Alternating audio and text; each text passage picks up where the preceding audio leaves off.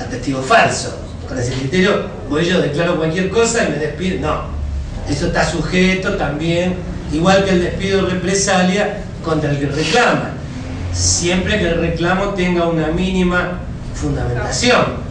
Si yo le estoy reclamando al empleador, págueme el salario, y se lo pagó ayer y lo despide, no hay represalia por el ejercicio del derecho a la tutela judicial efectiva, pues está reclamando algo que no le corresponde. ¿Se entiende?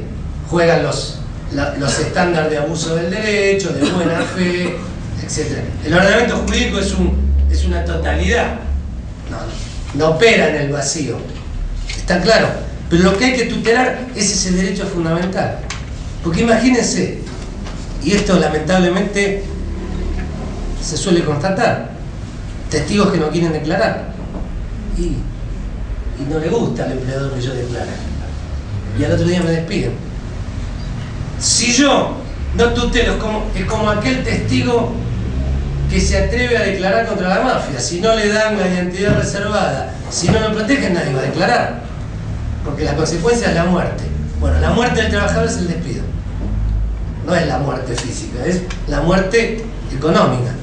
Entonces, si un sistema jurídico que no tiene ese tipo de respuesta, no es un sistema jurídico racional y razonable, es un sistema jurídico fundado en otros valores, no en valores de dignidad, de libertad, de igualdad, etcétera, etcétera. Una última cuestión, una anteúltima. ¿Cuáles son los motivos de discriminación tutelados?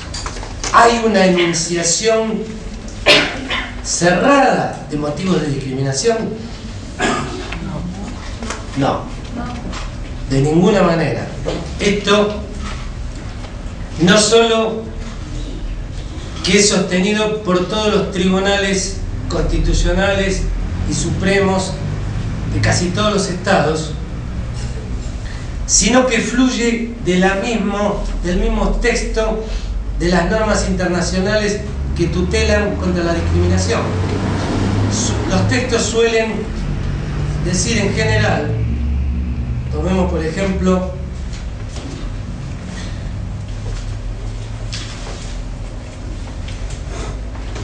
el artículo 2, numeral 1 de la Declaración Universal de los Derechos Humanos. Toda persona tiene todos los derechos y libertades proclamados en esta declaración, sin distinción alguna de raza, color, sexo, idioma, religión, opinión política o de cualquier otra índole, origen nacional o social, posición económica, nacimiento o cualquier otra condición. Otras normas hablan de cualquier otra condición social. Por ejemplo, una condición que no era tenida en cuenta en el momento que se sancionaron estas normas es la orientación sexual. En la década del 50 no era bien visto, al contrario, no iba, las modernas normas constitucionales la incluyen expresamente. Hay un interesante fallo,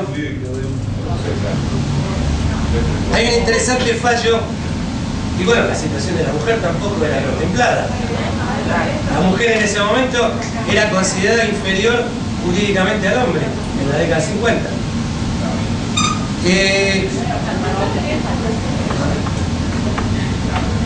Hay un fallo reciente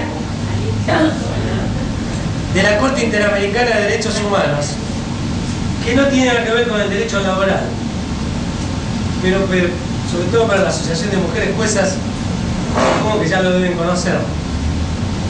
Es un caso contra Chile, de una jueza chilena, una jueza penal de Temuco, que celebra su matrimonio, se casa por primera vez, se divorcia, creo que tiene un hijo, se vuelve a casar, tiene 2 hijas, se vuelve a divorciar y en la tercera oportunidad casi simultáneamente empieza a convivir con una mujer. Entonces el marido, que era abogado,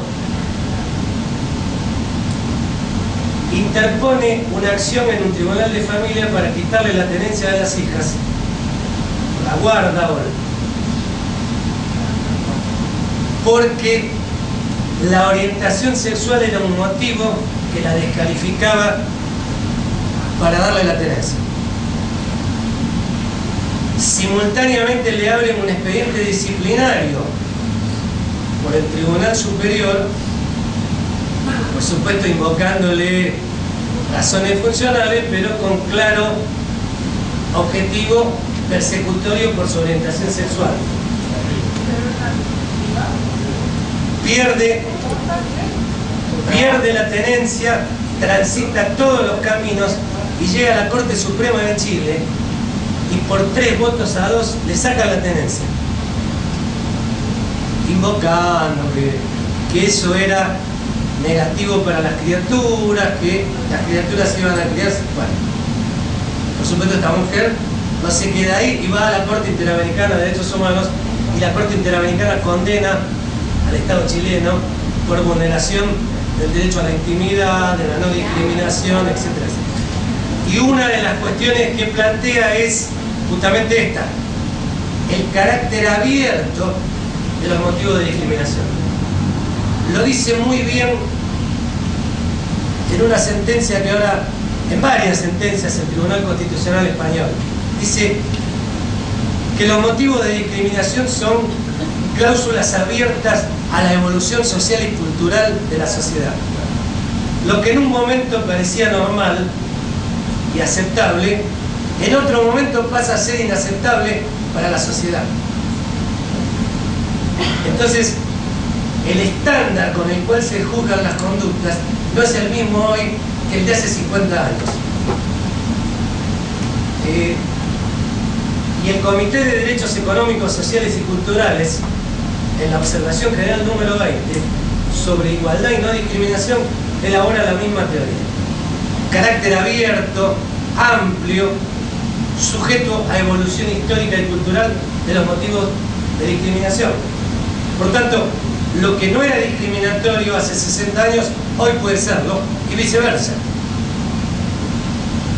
Es una cuestión sociocultural que está abierta a la evolución.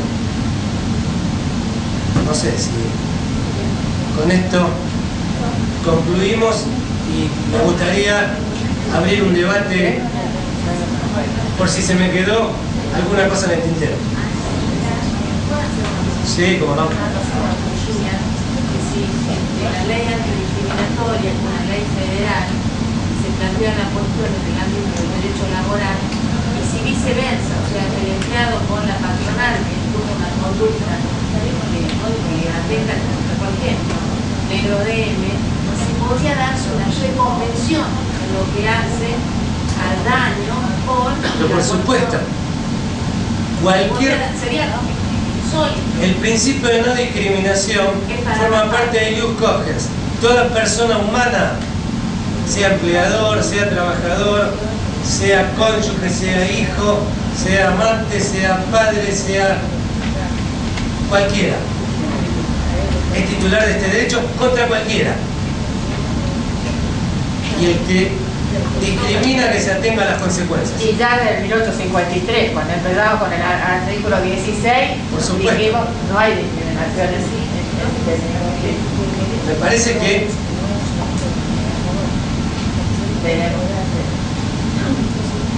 vinculada a la prueba, querían ver alguna... Algo que quedó otra duda con respecto a la ley de asociaciones sindicales del 47, porque una de las cuestiones que se plantean es que la ley antidiscriminatoria habilita la reinstalación, mientras que la ley especial de protección sindical no la habilita. Entonces, ahora me parece que no tengo claro por decirte si es que el 47 habilitaba la reinstalación. Según la interpretación que se haga, según la interpretación mía, sí. Es una concurrencia de tutelas. La tutela más amplia es la 23.592. Lo ideal sería reformar conforme lo que establece la comisión de expertos. Por supuesto, lo ideal sería regular específicamente el despido discriminatorio y violatorio de derechos fundamentales con un sistema de distribución de carga probatoria con consecuencias, incluso como tiene Chile. Yo hablé recién de una reforma procesal chilena. En Chile, en el Código del Trabajo chileno, tienen una acción específica de tutela de derechos fundamentales con un proceso sumarísimo, con nulidad de despido y reinstalación. Yo considero que debería ser un proceso específico de carácter federal para todo el país y con un trámite sumarísimo y rápido, y donde no se pudieran acumular otro tipo de acciones, diferencias salariales, todo eso afuera, el juicio ordinario. Acá lo que hay que discutir si hubo discriminación o no, y si hay que reinstalar o no y reparar o no. Claro, como es la ley de asociaciones sindicales. Rápido, sin discusión. Se le da una jerarquía superior, de algún modo, a la ley antidiscriminatoria. Por supuesto. Y una tutela de derechos fundamentales de todos, trabajadores, no trabajadores. Yo lo haría específicamente para los trabajadores, como tiene el Código de Trabajo chileno, como tiene la Ley Procesal Laboral española, como tienen los modernos. Hay toda una corriente de reformas en los códigos procesales del trabajo en varios países latinoamericanos, fundados en los principios de inmediación, oralidad, celeridad, muy interesantes. Chile, Ecuador, ahora está por salir Nicaragua, Venezuela, Colombia, hay varios países. Uruguay hizo una experiencia muy exitosa, sobre todo exitosa en primera instancia. El problema es en la segunda. O sea, la segunda, ahí se producen los cuellos de botella, pero nosotros estuvimos viendo funcionamiento de juicios orales en primera instancia en Chile, y en los sumarísimos sale sentencia en 40 días. Ahora, también hay unas cosas que se me ocurre pensarlo desde este punto de vista. Es verdad que el proceso sumarísimo es el proceso adecuado en este caso. Es adecuado. También es cierto que con este desplazamiento de las pruebas, o sea, hay un espectro probatorio interesante. No, pero en el Código Procesal Civil y Comercial de la Nación, las limitaciones probatorias que hay no impiden la carga probatoria. No, ya sé. Puede ofrecer cada parte 5 testigos, no hay limitación de prueba de informe, de prueba pericial, no hay limitaciones. El sumarísimo del Código Procesal Civil y Comercial tiene limitaciones de apelabilidad y de plazos, nada más. No, que me parece muy bien eso. Sí, seguro. Lo que yo quiero decir es que esto puede llegar a requerir una prueba interesante, una prueba, digamos, que compleja, que lleve un tiempo, que desnaturalice el proceso sumarísimo. Pero en 6 meses tendría que estar resuelto esto. En Córdoba tienen como doble instancia, digamos. Por un lado, el tribunal, no me acuerdo cómo se llama, de conciliación. ¿Cómo se llama? Conciliación.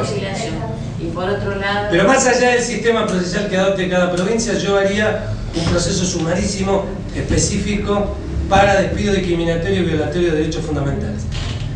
Un tema que se me quedó colgado es la posibilidad de las medidas de no innovar o cautelares de reinstalación vía prohibición de innovar. Yo creo que es posible, sobre todo a la luz de los fallos de la Corte.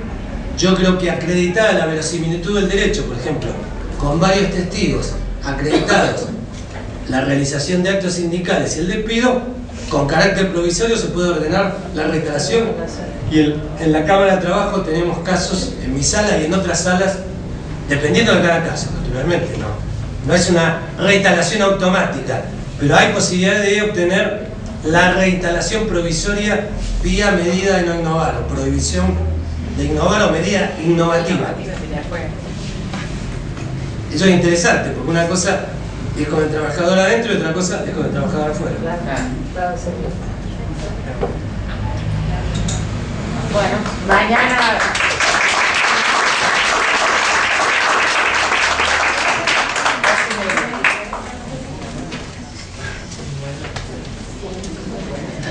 El horario para mañana. El horario, 8:30. 8:30. Por 8:30 para que empezar 9 A las 12 me tengo que menos ir. cuarto, o sea, tiene que ir a las 12. O sea, 9 menos cuarto en punto. Cosa más